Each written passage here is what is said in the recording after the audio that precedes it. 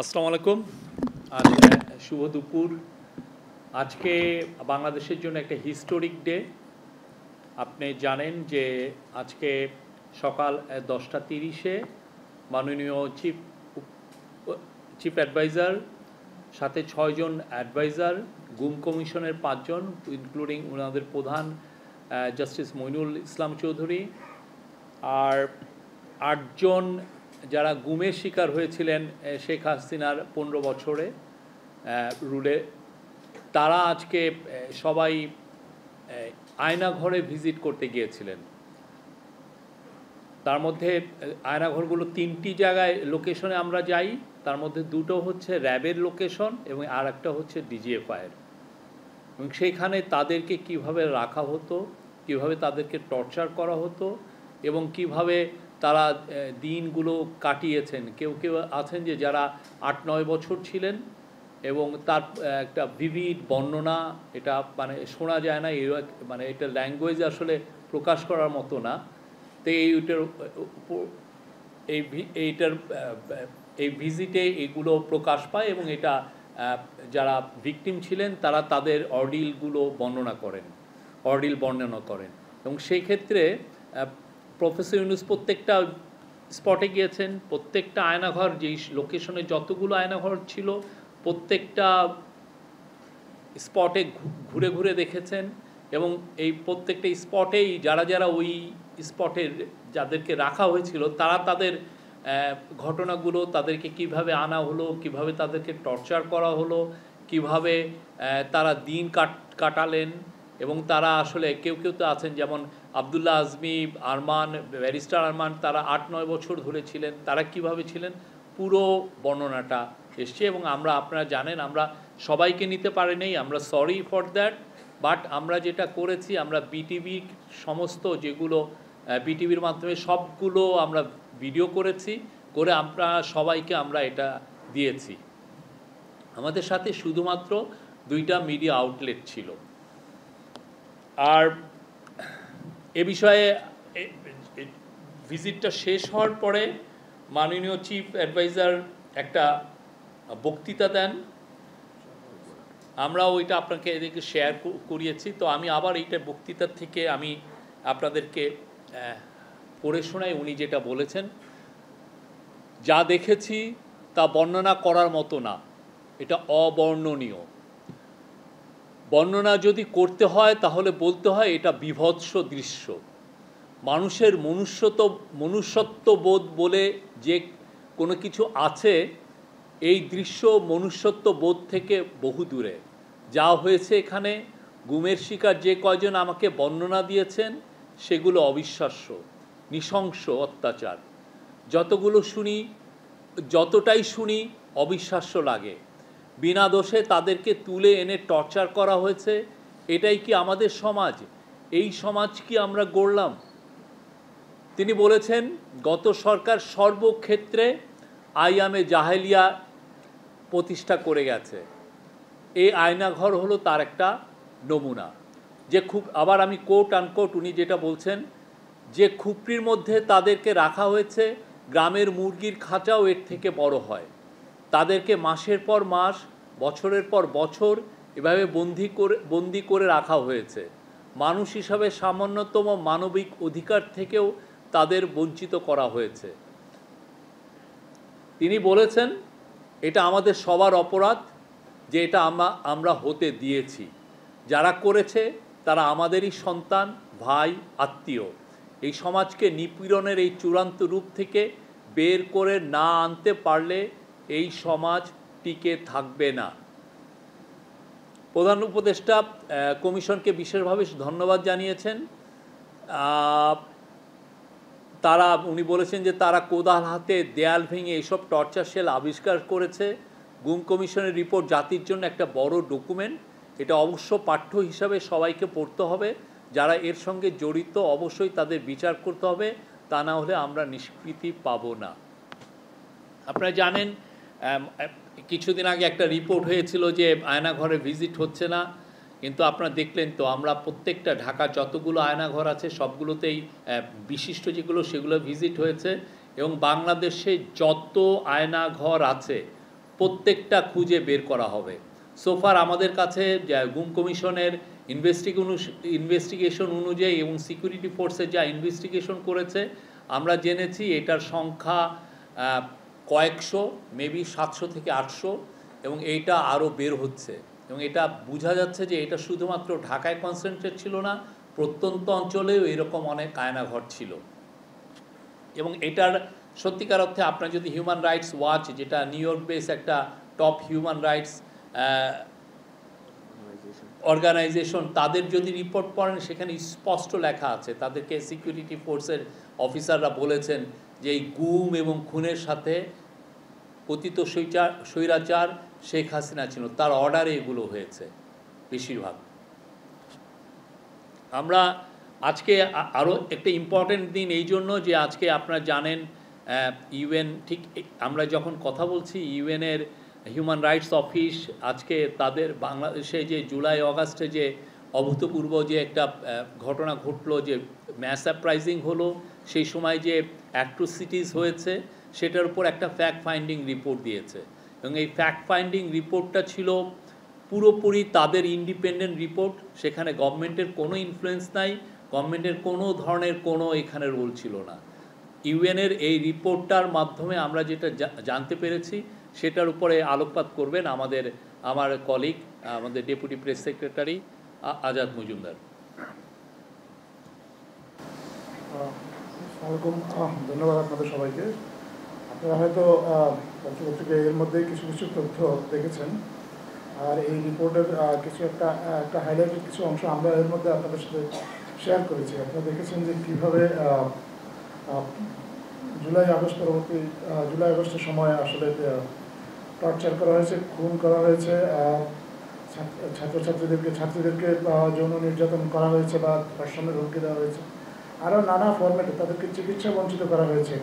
যারা আহত হয়েছেন তাদেরকে হাসপাতালে নিয়ে যাওয়ার পর তাদের চিকিৎসা নিতে তাদেরকে বাধা দেওয়া হয়েছে। এবং এই যে অপকর্মগুলো, এখানে আসলে দল হিসাবে কার কী ভূমিকা ছিল, ব্যক্তি হিসাবে কার কী ভূমিকা ছিল, এই বিষয়গুলো এই রিপোর্টে বিশদভাবে এসেছে। আমরা আশা করি আপনারা সেখানে এগুলো দেখতে পাবেন। এই রিপোর্টে প্রায় 1400 মৃত্যুর কথা বলা হয়েছে, তা এই জুলাই আগস্ট প্রোটেস্টে আরও কয়েক হাজার আহতের কথা বলা হয়েছে। এগুলো সম্পূর্ণভাবে ইউএন তাদের নিজস্ব মেকানিজমের মাধ্যমে তদন্ত করে তারা কিন্তু এটা এই তথ্যগুলো পেয়েছে। এখানে বাংলাদেশ সরকারের কাছ থেকে তারা যে তথ্যগুলো চেয়েছিল, তারা বাংলাদেশ সরকার তাদেরকে তথ্য দিয়ে সহযোগিতা করেছে, এবং তথ্য দিয়ে সরকার যে তাদেরকে সহযোগিতা করেছে এই বিষয়টাও কিন্তু রিপোর্টে উল্লেখ করা আছে। আপনার রিপোর্টের একটা জায়গায় গেলে আপনারা দেখবেন সেখানে পরিষ্কারভাবে উল্লেখ করা আছে যে সাবেক প্রধানমন্ত্রী শেখ হাসিনা উনি স্বয়ং বলেছেন যে প্রোটেস্টার যারা আছে তাদেরকে হত্যা করতে হবে, এবং তাদের যারা লিডিং লিডার আছে তাদেরকে পাকড়াও করে হত্যা করে তাদের মরদেহকে সরিয়ে ফেলতে হবে বা লুকিয়ে ফেলতে হবে। এটা রিপোর্টের সাক্ষীর ভিত্তিতে রিপোর্টে উল্লেখ করা হয়েছে। এছাড়া একটা কোর কমিটির কথা বলা হয়েছে, যেটা নেতৃত্বে ছিলেন সাবেক স্বরাষ্ট্রমন্ত্রী আসাদুজ্জামান কামাল। উনি এই কোর কমিটির বৈঠকের মাধ্যমে সিকিউরিটি ফোর্সেসগুলোকে নির্দেশ দিতেন কীভাবে প্রাণঘাতী অস্ত্র ব্যবহার করে এই জুলাই আগস্টের প্রোটেস্টটাকে দমন করতে হবে। এছাড়াও আরও সাবেক যে সরকার, তাদের যে রাজনৈতিক দল এবং সেই রাজনৈতিক দলের যে ছাত্র সংগঠন, তাদের কার কী ভূমিকা ছিল সেগুলো পরিষ্কারভাবে বলা আছে। সিকিউরিটি ফোর্সেস থেকে এবং ঢাকার যে সংসদ সদস্য বিভিন্ন এলাকার মানুষকে কীভাবে অস্ত্র সরবরাহ করা হয়েছে এই প্রোটেস্টটা দমন করার জন্য, তার একটা বর্ণনা দেওয়া আছে। এখানে বর্ণনা দেওয়া আছে রিপোর্টটার মধ্যে আওয়ামী লীগের নেতাকর্মীরা কীভাবে পুলিশের ছত্রছায়ায় প্রোটেস্টারদের প্রতি আক্রমণ করেছে, কোটা বিরোধী আন্দোলনকারী যারা আছে তাদেরকে আক্রমণ করেছে, মানুষকে হত্যা করেছে, এবং নিরাপত্তা বাহিনীগুলোর কোন সদস্যের বা কোন বাহিনীর কী ভূমিকা ছিল এই বিষয়গুলো এই রিপোর্টে বিশদভাবে উল্লেখ করা আছে। এই রিপোর্টের বিষয়ে বাংলাদেশের অন্তর্বর্তী সরকারের যে প্রতিক্রিয়া সেটাও আমরা ইতিমধ্যে আপনাদের সাথে শেয়ার করেছি। আপনারা আশা করি এটা দেখে নেবেন। আপনি কিছু বলবেন? আজকে যে দুইটা ঘটনা নিয়ে আমরা আসলাম, এই দুইটা ঘটনার আমরা যা দেখেছি এবং কিছু আপনারাও ইতিমধ্যে ফুটেজ এবং ছবিগুলো পেয়ে গেছেন এবং রিপোর্টটাও পেয়ে গেছেন। সো এই দুইটা জিনিস তো সাম আপ লাস্ট 15 বছরের যে ব্রুটালিটি এবং এটার একটা বড় উদাহরণ কিন্তু এই দুইটা রিপোর্ট, যেটা আজকে দুইটা ঘটনা যেটা আজকে পাবলিশ হয়েছে। সো এইটা আমার কাছে মনে হয় যে আমাদের কাছে মনে হয় যে ওভারঅল লাস্ট 15 বছর কি হয়েছে এইটার একটা মানে ক্ষুদ্র বলবো না, একটা বিশাল অংশ হচ্ছে এই দুটা জিনিস। এইটার ভিত্তিতে আমার মনে হয় লাস্ট মানে কসাই শেখ হাসিনার যে লেগেসি এইটা সামাপ করার একটা বড় অংশ এই দুইটা। এনিওয়ে, সো আপনারা এখন যাদের প্রশ্ন আছে তারা প্রশ্ন করতে পারেন, আমরা প্রশ্ন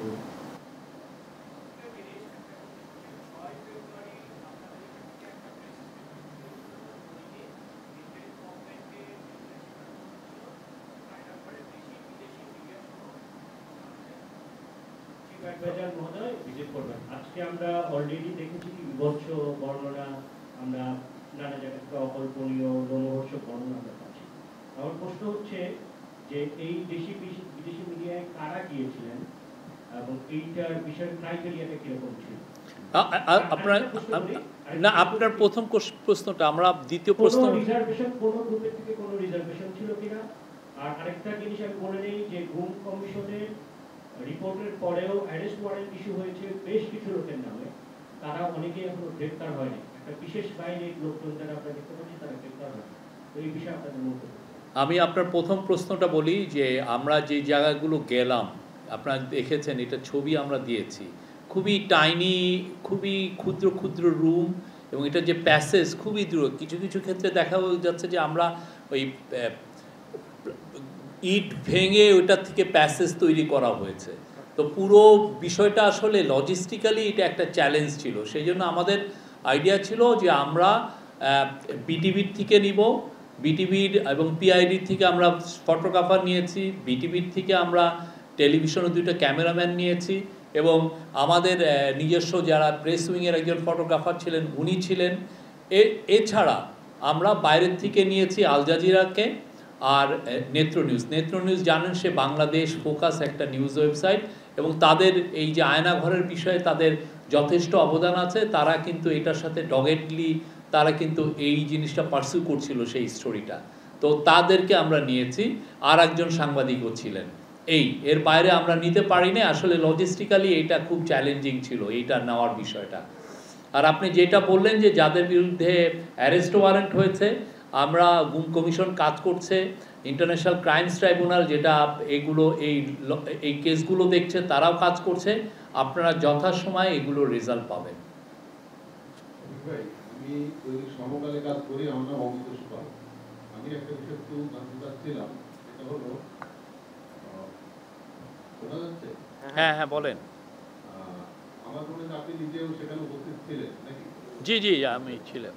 তো আপনার কি মনে হয়েছে যে কোনো আলামত নষ্ট করা হয়েছে 5 আগস্ট পরবর্তী সময়ে, এবং করলে পরে সেটা কারা করেছে সেটা সম্পর্কে একটু বলবেন? না, আলামত নষ্ট করা হয়েছে কি হয়েছে না সেটা গুম কমিশন দেখছে, এবং সেই অনুযায়ী এটার উপরে যখন কেসগুলো হচ্ছে ইন্টারন্যাশনাল ক্রাইমস ট্রাইব্যুনাল তাদের প্রসিকিউটররাও দেখছে।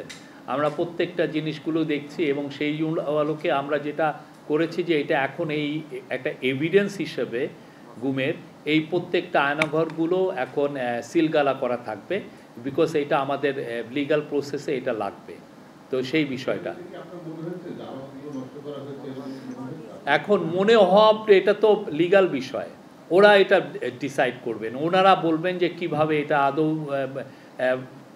হয়েছে কি হয়ে নাই। তবে আমরা কিছু কিছু জায়গায় দেখেছি যে কিছু কিছু জায়গায় প্লাস্টার করা হয়েছে, যেটা বা কোনো কোনো জায়গায় দেখা যাচ্ছে যে রুমটা একটু ছোট টাইনি ছিল, সেটাকে মানে ওইটা ভেঙে, দেয়ালটা ভেঙে এটাকে বড় দেখানো হয়েছে। বাট এটা কি সত্যিকার অর্থে এটা কি এটা কি একটা ইচ্ছাকৃত নাকি ইচ্ছাকৃত না, এগুলো তো গুম কমিশন এবং ইন্টারন্যাশনাল ক্রাইমস ট্রাইব্যুনাল তারা এটা বিচার করবেন। এবং সেই জন্য আমরা যেটা এটা গুম কমিশনের থেকে বলা হয়েছে যে এই প্রত্যেকটা এই জায়গাগুলো এখন সিল করা থাকবে আনটিল ফার্দার ইনভেস্টিগেশন, এটার উপরে ইনভেস্টিগেশন হবে আরও। যখন আয়নাঘর পরিদর্শন করছিলেন আপনারা, এর মধ্যেই জাতিসংঘের মানবাধিকার কমিশন একটি রিপোর্ট প্রকাশ করেছে। সেখানে বলা হয়েছে যে 1400 মানুষ হত্যা করা হয়েছে জুলাই গণ অভ্যুত্থানে, এবং 11,000-এর বেশি আহত হয়েছে। শিশুদের কথা বলা হয়েছে, এবং এই হত্যাকাণ্ডের নির্দেশদাতা হিসাবে শেখ হাসিনার কথা বলা হয়েছে, স্বরাষ্ট্রমন্ত্রীর কথা বলা হয়েছে, এবং আওয়ামী লীগের সাধারণ সম্পাদক শব্দটা উল্লেখ করা হয়েছে, মানে দলের সাধারণ সম্পাদক। আমরা যখন দেখি যে এই আয়নাঘর এইসব হত্যাকাণ্ড নিয়ে ব্যক্তিদের বিচারের প্রশ্ন ওঠে, কিন্তু দল হিসাবে আওয়ামী লীগের যে দায় এখানে চলে আসে, সেই দায়টা অনেকে এড়িয়ে যেতে চায় এবং এখন অনেকেই আওয়ামী লীগকে নির্বাচনে নিয়ে আসার কথা বলে। তো সেই জায়গায় আওয়ামী লীগের দায় নিয়ে সরকার কি ভাবছে এবং আওয়ামী লীগ দল হিসাবে আওয়ামী লীগের বিচারের বিষয়ে সরকার কি ভাবছে? না, আমরা এই বিষয়ে বারবার কিন্তু বলেছি। প্রথম কথা হচ্ছে যে আওয়ামী লীগের যারা এই গুম খুন হত্যাকাণ্ডে জড়িত ছিল সবার বিচার হবে, এটা স্পষ্ট। এবং আজকের যে রিপোর্টের পরে আপনারা দেখেছেন ইউএনের হিউম্যান রাইটস অফিস হচ্ছে ওয়ার্ল্ডের most respected human rights organisation. তারা যেই রিপোর্টটা দিয়েছে তাতে সুস্পষ্ট যে কার অর্ডারে এই খুনগুলো হয়েছে। এবং খুনগুলো আপনি দেখেন না, কি খুন, 4 বছরের ছেলে, 6 বছরের মেয়ে, আপনি এবং নিয়ে আপনি কি করছেন, পুড়িয়ে ফেলছেন। এবং এখানে স্পষ্ট লেখা আছে, আমার কলিগ বললেন যে এটাকে হাইড করে ফেলতে হবে, মেরে হাইড করে ফেলতে হবে। এবং তার মধ্যে যারা মারা গেছে, যাদেরকে খুন করা হয়েছে, তার 13% ছিল চিলড্রেন, আমার আপনার ছেলে মেয়েরা। তো সেই বিষয়ে আমরা আবারও বলছি, যারা যারা এগুলো ইনভলভ ছিল, যাদের হাতে রক্ত, সবার বিচার হবে। কেউ বাঁচতে পারবে না এই বিচারের থেকে, কারো মুক্তি নেই। আমরা তাদেরকে বিচারের সম্মুখীন আনবো। এবং সেই জন্য দেখেন আমরা কিন্তু শেখ হাসিনার এক্সট্রাডিশন চেয়েছি। শেখ হাসিনা এখানে মেন, উনার নির্দেশে এই ঘটনাগুলো ঘটেছে, এই খুনগুলো হয়েছে। আর আমাদের তরফ থেকে, আর এই যে আওয়ামী লীগ পার্টির কী হবে সেটা বাংলাদেশের জনগণ ডিসাইড করবে। এত কিছু তারা তো দেখছে কি করেছে, গত 15টা বছর কি করেছে, তারা উন্নয়নের গল্প শুনিয়েছে। কিন্তু আমরা যে দেখলাম শুধু ডার্ক আর সেখানে আমাদের কলিগ একটা দিয়েছে যে ওইখানে আপনি দেখতে হলে বড় আপনার টর্চ লাইট নিয়ে যেতে হয়, কি ভয়ঙ্কর। আপনি সত্যিকার অর্থে আপনি যদি ওইখানে একদিন থাকি, দ্বিতীয় দিন পাগল হয়ে যাব।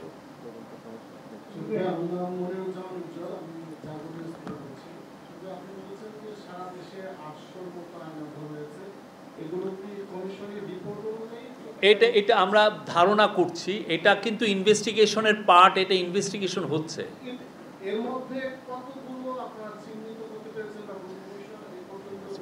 সেগুলো ইনভেস্টিগেশন হচ্ছে, এটা আইডেন্টিফিকেশনের পর্যায়ে আছে। আমাদের এটা কাজ। আপনারা জানেন ল্যাটিন আমেরিকাতেও এরকম প্রচুর লোক, হাজার হাজার ছেলে মেয়ে গুম হয়েছে। তো ওদের বিচারে আনতে বা ওদের যে কোথায় কোথায় এদেরকে রাখা হয়েছিল, কোথায় কোথায় এদেরকে বডি ডাম্প করা হয়েছে, এটা জানতে দেখা যাচ্ছে যে কয়েক দশক পর্যন্ত লেগে গেছে। তো আমরা তো মনে করি যে আমরা যে 6 মাসে যেটা অ্যাচিভ করেছি, যে পুরো বিষয়টা জানা, মানুষকে জানানো, বাংলাদেশের মানুষকে জানানো, আমরা বলবো যে একটা আমাদের বড় রকমের অ্যাচিভমেন্ট। এবং আমরা আমাদের গুম কমিশন কাজ করছে, আমাদের সিকিউরিটি ফোর্স কাজ করছে, আমাদের তদন্ত সংস্থা কাজ করছে, আমাদের যে কোর্ট আইসিটি তারা কাজ করছে। কোথায় কোথায় আয়নাঘর ছিল, কিভাবে রাখা হয়েছে, কারা এটার নির্দেশদাতা, কিভাবে এদেরকে খুন করা হয়েছে। বিকজ অনেক, এই যে আজকে আমরা একটা মেয়েকে দিয়েছি, তাকে সে 11 বছর একটা মেয়ে, তার মা সহ আসছিল, সে তার মার এখনও সন্ধান পায়নি। তা সে কিন্তু এখন অ্যাডাল্ট একটা মেয়ে। তো এই যে আপনি দেখেন যে কি ভয়ঙ্কর এই আমরা প্রত্যেকটা আয়নাঘর খুঁজে বের করব এবং এইটার বিষয়ে আপনার সামনে আরও শুনতে পারবেন, আরও জানতে পারবেন। আমরা জানি যে আইন শৃঙ্খলা রক্ষাকারী বাহিনী বিভিন্ন সময় বিভিন্ন জায়গায় নিয়ে লোকজনকে জিজ্ঞাসাবাদ করে। আপনারা যেটাকে আয়নাঘর বলছেন, অদূর ভবিষ্যতে আবার আমরা এমন শুনতে পাবো কিনা যে এই সরকারের আমলেও কাউকে জিজ্ঞাসাবাদের জন্য এই ধরনের আয়নাঘর রাখা হয়েছে? আপনার 6 মাসে কি দেখেছেন এরকম কোনো? আপনার 6 মাসে আপনারা দেখেছেন? আপনার 6 মাসে আপনি তো এটা খুবই একটা, আপনি যে প্রশ্নটা করলেন এটা, হ্যাঁ, আপনি একটা হাইপোথিসিস করলেন। আমরা তো সবাইকে বলছি, আমাদের যদি হিউম্যান রাইটস ভায়োলেশন হয় আপনারা রিপোর্ট করেন, ইউ আর মোস্ট ওয়েলকাম। কিন্তু যেটা হয়নি সেটা নিয়ে আপনি তো ঠিক না। আর যেগুলো আমাদের সময় যেই রিপোর্টগুলো এসছে কিছু কিছু জায়গায় যে হিউম্যান রাইটসের কিছু এক্সট্রা জুডিশিয়াল কিলিংয়ের কথা হচ্ছে, প্রত্যেকটা ঘটনা ইনভেস্টিগেশন হচ্ছে, প্রত্যেকটা বিষয়। আপনারা এগুলো আরও আপনারা দেখেন আমরা কি করছি। হ্যাঁ, আমি জিয়া, আমি বিজনেস স্ট্যান্ডার্ডে কাজ করি। আজকে যে 114 পাতার যে ইউএন ফ্যাক্ট ফাইন্ডিং মিশনের যে আপনারা রিপোর্টটা পাবলিশ করেছে বা এখনো এটা প্রেস কনফারেন্সটা চলছে, আপনারা এটাকে ওয়েলকাম করেছেন। সেখানে একটা পার্টে বলা হয়েছে যে largely for the genocide against the humanity, Awami League এবং পুলিশের বাইরে অন্য যেসব সংস্থার কথা তারা উল্লেখ করেছে, এইসব সংস্থাকে কোনো ধরনের ট্রায়ালের বা কোনো ধরনের ব্যবস্থার মুখোমুখি আনা হচ্ছে না। এইটাতে আপনাদের প্রতিক্রিয়া কি? ধন্যবাদ। এই যে ইউএনের যে রিপোর্ট আজকে, এই রিপোর্টের যে সুপারিশগুলো দেওয়া আছে, এই সুপারিশগুলো সরকার অত্যন্ত গুরুত্বের সাথে বিবেচনা করবে এবং প্রত্যেকটা সুপারিশ কার্যকর করার চেষ্টা করবে, যাতে করে এই ধরনের ঘটনার আর কখনো পুনরাবৃত্তি ঘটানোর কেউ সাহস না হয়। আমি স্পেসিফিক্যালি আপনার পুলিশ এবং আওয়ামী লীগ শুধু বিচারের মুখোমুখি হচ্ছে, এর বাইরে আর কোনো সংস্থা, যেসব সংস্থা ইন্টিমিডেশন করেছে, হাসপাতালে গিয়ে বলেছে যে আপনার আহতদের বা সিভিয়ারলি ইনজুর্ডদেরকে ট্রিটমেন্ট দেওয়া যাবে না, এরকম ঘটনাও ঘটেছে এবং সিকিউরিটি ফোর্সের অনেকগুলো সংস্থার কথা ওই রিপোর্টে বলা হয়েছে, কিন্তু তাদের বিরুদ্ধে লার্জলি কোনো ধরনের ব্যবস্থা ইন্টারিম গভর্নমেন্ট নিচ্ছে না, এটাও ওই রিপোর্টে বলা হয়েছে। এটাতে আপনাদের পরিস্থিতি? রিপোর্টটা আজকে রিলিজ হয়েছে, সুপারিশগুলো আজকে অন্তর্বর্তীকালীন সরকারের খাতে এসে পৌঁছেছে। এখন অন্তর্বর্তীকালীন সরকার এই সুপারিশগুলো পুঙ্খানুপুঙ্খভাবে পরীক্ষা করবে এবং এগুলো কীভাবে বাস্তবায়ন করা যায় সে বিষয়ে সিদ্ধান্ত গ্রহণ করবে। এই সুপারিশ অনুযায়ী সরকার কাজ করবে। শফিক ভাই, আমি সাগর, এনটিভি থেকে বলছিলাম। আপনারা আজকে যে 3টি লোকেশনে গিয়েছেন, সেখানে র্যাবের পরিচালিত একটি ছিল এবং একটা সংস্থার পরিচালিত আরেকটি আয়নাঘর ছিল। তো আমরা আইন শৃঙ্খলা বাহিনীর মধ্যকার যে সকল বাহিনী রয়েছে সেগুলো সংস্থার কথা শুনছি। তো সেই সংস্থা, তার ব্যাপারে আসলে আপনাদের কি ধরনের সংস্কার পরিকল্পনা রয়েছে বা আপনারা এটা নিয়ে আসলে কাজ করবেন কিনা?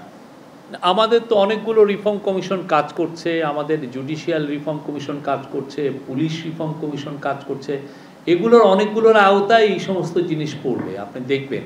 তো আমরা বাংলাদেশে যত প্রত্যেকটা সিটিজেনের যাতে হিউম্যান রাইটস আপহোল্ড থাকে সেই জন্য আমরা কাজ করছি এবং সেই অনুযায়ী আমরা অবশ্যই নিশ্চিত করব যে যাতে ভবিষ্যতে বাংলাদেশের কোনো সিকিউরিটি ফোর্স যাতে কারো হিউম্যান রাইটস ভায়োলেশন না করে।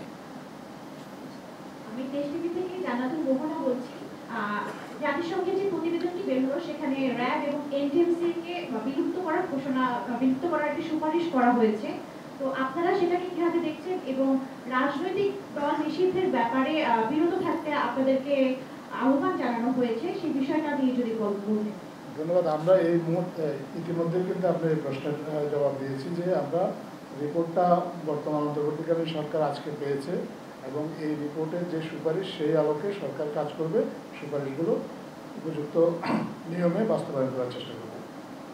শফিক ভাই, আমি মোস্তফা মল্লিক, চ্যানেল আই থেকে বলছিলাম। আমার একটা প্রশ্ন হচ্ছে যে আমাদের কাছে যতটুকু তথ্য ছিল যে বিভিন্ন বাহিনীর আলাদা আলাদা আয়নাঘর ছিল, এর মধ্যে একটা ছিল হচ্ছে যৌথ বাহিনীর আয়নাঘর, এবং এটা এর আগে যখন আওয়ামী লীগ সরকার ছিল তখন বিভিন্ন গণমাধ্যম শেষ দিকে ছোটখাটো আকারে করেছে। এই ব্যাপারে আপনারা কিছু পেয়েছেন কিনা, এটা নাম্বার একটা প্রশ্ন। আর একটা হচ্ছে যে মধ্যম পর্যায়ের সকল কর্মকর্তা, সকল বাহিনীর তারা জানতেন যে আয়নাঘর আছে এবং সেখানে গুম করা হচ্ছে অথবা নিয়ে আটকিয়ে রাখা হচ্ছে, তো সেই বাহিনীর কর্মকর্তারাও কিন্তু এখনো দায়িত্বে আছে। একটা উদাহরণ দিয়ে বলি, যখন মিয়ানমার থেকে প্রচুর পরিমাণে মানুষজন আসছেন তখন গণমাধ্যম কর্মীরা যখন প্রশ্ন করতেন যে এই ক্ষেত্রে এই বাহিনীর কাজ কি, তখন বাহিনী প্রধান থেকে এমনও বলা হয়েছে যে আসলে 1 নম্বর ব্যক্তি সবকিছু জানেন, এটা নিয়ে সাংবাদিকদের প্রশ্ন করতে হবে না। তো প্রধানমন্ত্রীর কার্যালয় সব জানেন, তিনি খোঁজ খবর নিচ্ছেন, আপনারা প্রশ্ন করবেন না। তো সেই ধরনের ব্যক্তিরাও এখনো দায়িত্বে আছে। অবস্থার দৃষ্টিতে কেউ কেউ বলছেন যে শুধুমাত্র পুলিশই অপরাধী, অন্য কেউ হয়তো নয়। নিশ্চয়ই আপনি বুঝতে পেরেছেন আমি যেটা বুঝিয়েছি। না, আমরা যারা গুম খুনের সাথে যারা জড়িত, সেটা সিকিউরিটি অফিসার হোক আর অন্য কেউ পলিটিক্যাল পার্টির অ্যাক্টিভিস্টই হোক, আমরা কিন্তু তাদের বিরুদ্ধে ব্যবস্থা নিচ্ছি, তাদের বিরুদ্ধে অ্যারেস্ট ওয়ারেন্ট ইস্যু হচ্ছে, তাদেরকে খুঁজে বের করার চেষ্টা করা হচ্ছে, কাউকে অ্যারেস্ট হয়েছে। আপনার পুলিশ হেডকোয়ার্টার্সের সাথে কথা বলে দেখবেন যে বেশ কিছু কিন্তু সিকিউরিটি অফিসার্সকে কিন্তু অ্যারেস্ট করা হয়েছে।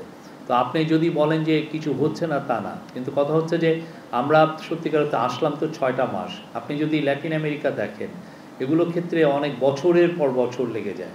আমরা সেই জায়গায় কিন্তু আমরা ডিটারমাইন্ড ওয়েতে আমরা কিন্তু খুব কাজগুলো করছি এবং এটা দিন রাত কাজ হচ্ছে।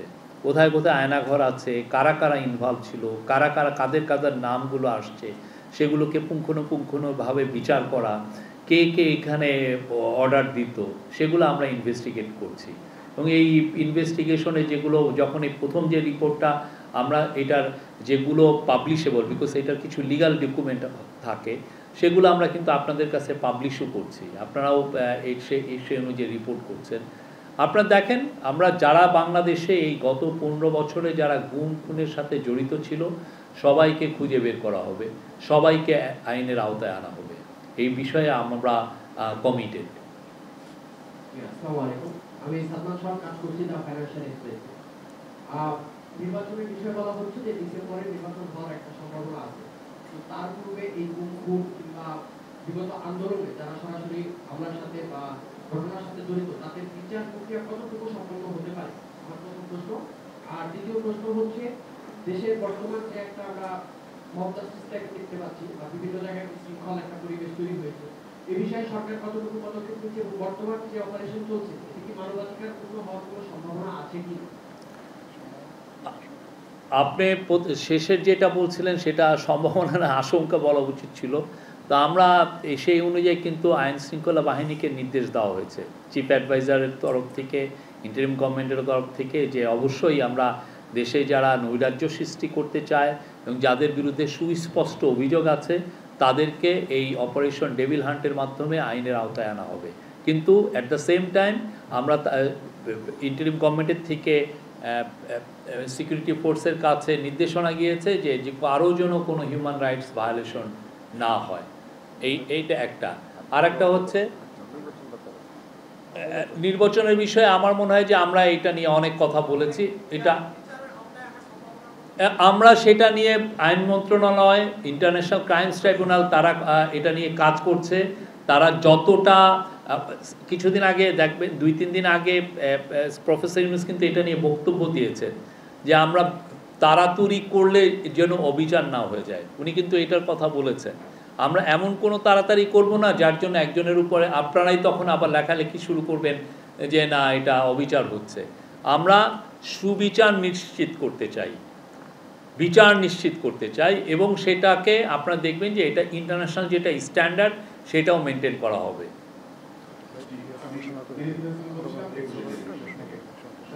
আপনারা মানে এই সরকার গুম খুনের বিচার করার ব্যাপারে কমিটেড, এই গুম খুনে যারা নেতৃত্ব দিয়েছেন এর মধ্যে একমাত্র শেখ হাসিনা হেলিকপ্টার নিয়ে পালিয়ে গেছেন, আর যারা ছিলেন তারা তো দেশেই ছিলেন, এরা পালালো কি করে? এদেরকে পালাতে দিলেন কেন? এর মধ্যে যারা একজন মেজর জেনারেলও কিন্তু অ্যারেস্ট হয়েছেন, পালিয়ে গেছেন, এটা আপনার মানে 2-1 পালিয়েছেন, আরও বেশ কিছু লোক পালিয়েছেন। এবং দেশে কিন্তু একটা এক্সট্রাঅর্ডিনারি সিচুয়েশন ছিল, 5 থেকে 8 তারিখ পর্যন্ত দেশে কোনো গভর্নমেন্ট ছিল না, আপনার এটা বুঝতে হবে। এবং প্রায় 14-15 তারিখ পর্যন্ত কিন্তু পুলিশও ছিল না, আমাদের ছেলেমেয়েরা ট্রাফিক পুলিশের দায়িত্ব পালন করছে। তা আপনি এটা মানে আপনারা ভাবছেন যে আমরা কিছু করি না, আমরা 8 তারিখে এই ইন্টারিম গভর্নমেন্ট টেক ওভার করে, তারপরে পুলিশকে, তার প্রথম দায়িত্ব ছিল যে পুলিশকে আবার তার ডিউটিতে ফিরিয়ে আনা। এখন পুলিশ যদি না থাকে, আমি আপনাকে বলছেন যে এই লোকটা ওইখানে পালিয়ে আছে, আমি কাকে পাঠাবো ওই লোকটাকে অ্যারেস্ট করার জন্য?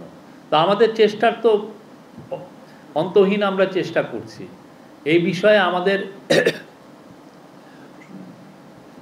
খুব বেশি আমি বলবো যে আমাদের কমিটমেন্টটা এখানে যে যারা যারা এগুলোই জড়িত বা যেই ধরনের মানে এই যে যারা পালিয়ে গেছে, যাদেরকে এখনও ট্রেস করা যাচ্ছে না, তাদেরকে খুঁজে বের করা। এবং এটার ওয়ান অফ দ্য, এই যে অপারেশন ডেভিল হান্টসের one of the focus area হচ্ছে যে এই লোকগুলোকে যারা ভয়ঙ্কর রকমের মানবাধিকার লঙ্ঘন করেছেন তাদেরকে বিচারের আওতায়, তাদেরকে খুঁজে বের করা। আর আজকে আপনি প্রফেসর ইউনুস আরব আমিরাত সফরে যাচ্ছেন, তো এই বিষয়ে আমার কলিগ আজাদ মজুমদার কথা বলবেন। আমি দুঃখিত, এই বিষয়ে আপনাদের খুব বেশি প্রশ্ন নেওয়ার সুযোগ নেই, কারণ খুব অল্প কয়েক ঘন্টার মধ্যেই মাননীয় প্রধান উপদেষ্টা সংযুক্ত আরব আমিরাতের উদ্দেশ্যে 2 দিনের সংক্ষিপ্ত সফরে ওয়ার্ল্ড গভর্নমেন্ট সামিটে যোগদানের জন্য রওনা দেবেন। উনি সেখানে আরব আমিরাতের সরকার এবং রাষ্ট্রপ্রধান দুজনের সাথে আলোচনা করবেন বাংলাদেশের স্বার্থ সংশ্লিষ্ট বিষয়ে, এর মধ্যে ভিসা ওপেনিং এবং জনশক্তি রপ্তানি বাড়ানো পাশাপাশি এবং ট্রেড এবং ইনভেস্টমেন্ট এই বিষয়গুলো আছে। এছাড়াও বিশ্ব সংখ্যা সম্মেলনে যেসব ডিগনিটারি উপস্থিত হবেন সেখানেও উনি বাংলাদেশ সহ বৈশ্বিক আসলে অনেক বিষয় যেগুলোতে মাননীয় প্রধান উপদেষ্টা ইতিপূর্বেই ওনার অবস্থান জানিয়েছেন সেই বিষয়গুলোতে বক্তব্য রাখবেন এবং সেখানে সবার সাথে আলোচনা করবেন। এই 2 দিনের সফর শেষে উনি শুক্রবার দেশে ফেরত আসবেন।